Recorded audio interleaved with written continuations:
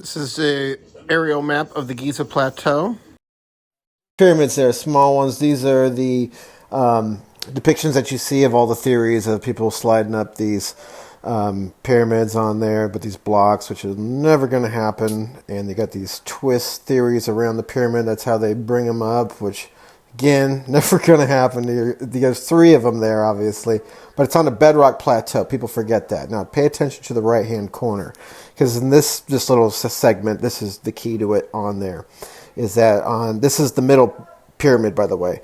They all got that chamber in the blue circle on the bottom, and then they got that entryway in that yellow circle on there. On this particular pyramid, the middle pyramid, there's actually two pyramids or two entrances within that pyramid. As you can see there, there's rubble on the right hand side blocking that, so there's just two different entrances on there. So they all have this unique feature on there, so they go down on there. That's another depiction of how that one in particular just has two within the same on there. This is the smallest pyramid, which is a small pyramid and a bigger one built on top of it. Same thing. They both got that right triangle in the bottom corner there with the basements on there.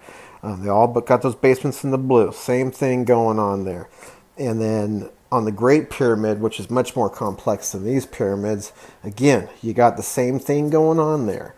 That's the key there. So that basement or that track going down there, that's the key to all this. And who does that better in nature than anybody else that we see? That's going to be probably the ants, because they're digging down on that same triangle. Now, we're not building the pyramids out of the same stuff like they are, but you get the idea. Also, focus on their chambers that they have there. They got a lot of chambers too. That's an attention getter. Now, the first thing that you're going to want to do is you're going to want to build that basement on there. You can kind of see it in the outline there, but that's where you're going to be. And that's the key to everything. That's the engine of the pyramid. That's what nobody gets, is that we're going down first, and it doesn't collapse on itself because, again, it's built in bedrock. So that's very important there. So now we can use that to build the entire pyramid, and that may have been more than one of those around. And also too, now this one's got to have what in the current theory they think is an unfinished chamber down there, but I believe there's no mistakes in the pyramid. And then this one is built, has water in it, and that's meant to, when the rocks slide down, that's right, slide down that ramp to use a pulley, then that water down there acts right now as a cushion.